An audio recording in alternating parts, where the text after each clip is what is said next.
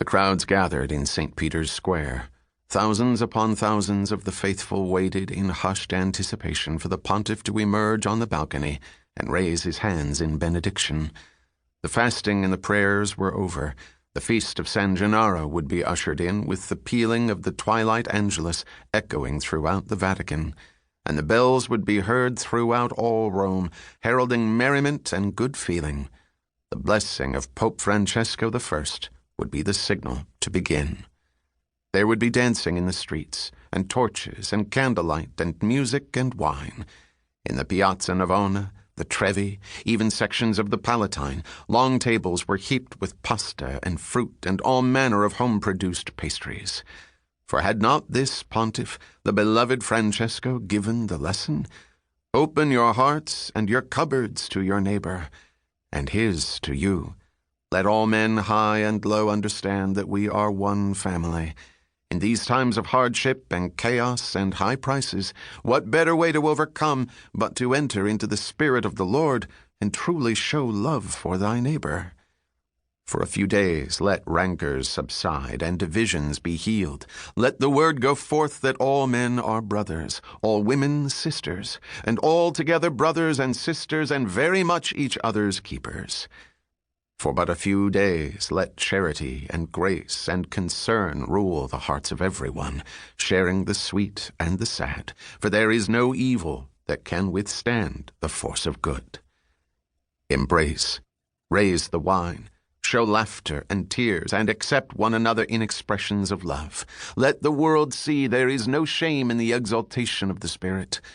And once having touched, having heard the voices of brother and sister, carry forth the sweet memories beyond the feast of San Gennaro, and let life be guided by the principles of Christian benevolence. The earth can be a better place. It is up to the living to make it so. That was the lesson of Francesco I. A hush fell over the tens of thousands in St. Peter's Square. Any second now the figure of the beloved Il Papa would walk with strength and dignity and great love onto the balcony and raise his hands in benediction, and for the Angelus to begin. Within the high-ceilinged Vatican chambers above the square, cardinals, monsignors, and priests talked among themselves in groups, their eyes continuously straying to the figure of the pontiff seated in the corner. The room was resplendent with vivid colors, scarlets, purples, immaculate whites, robes and cassocks and headpieces, symbols of the highest offices in the church, swayed and were turned, giving the illusion of a constantly moving fresco. And in the corner, seated in a wing chair of ivory and blue velvet, was the Vicar of Christ, Pope Francesco I. He was a plain man of wide girth and the strong yet gentle features of a campagnolo, a man of the earth. Standing beside him was his personal secretary, a young black priest from America, from the Archdiocese of New York. It was like Francesco to have such a papal aide. The two were talking quietly, the pontiff turning his enormous head, his huge soft brown eyes looking up at the young priest in serene composure. "Malachi," whispered Francesco, his large peasant hand covering his lips. "This is crazy. The entire city will be drunk for a week.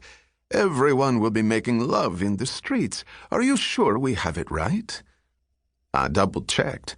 "Do you want to argue with him?" replied the black, bending down in tranquil solicitousness. "My God, no. He was always the smartest one in the villages." A cardinal approached the pontiff's chair and leaned forward. "Holy Father, it is time. The multitudes await you," he said softly. "Who?" "Yes, of course. In a minute, my good friend." The cardinal smiled under his enormous hat. His eyes were filled with adoration. Francesco always called him his good friend. "Thank you, Your Holiness." The cardinal backed away. The Vicar of Christ began humming. Then words emerged. "Che gelida, manina, a rigido esanime, ah la la la, tra la la la la." "What are you doing?" The young papal aide from the Archdiocese of New York, Harlem district, was visibly upset. Rodolfo's aria, that Puccini, it helps me to sing when I am nervous. Well, cut it out, man, or pick a Gregorian chant, at least a litany. I don't know any. Your Italian's getting better, but it's still not so good. I'm trying, brother. You're not the easiest to learn with. Come on now, let's go. Out to the balcony. Don't push. I go. Let's see. I raise the hand, then up and down and right to left. Left to right, whispered the priest harshly. Don't you listen? If we're going on with this honky charade, for God's sake, learn the fundamentals. I thought if I was standing, giving, not taking, I should reverse it. Don't mess. Just do what's natural. Then I sing. Not that natural. Come on.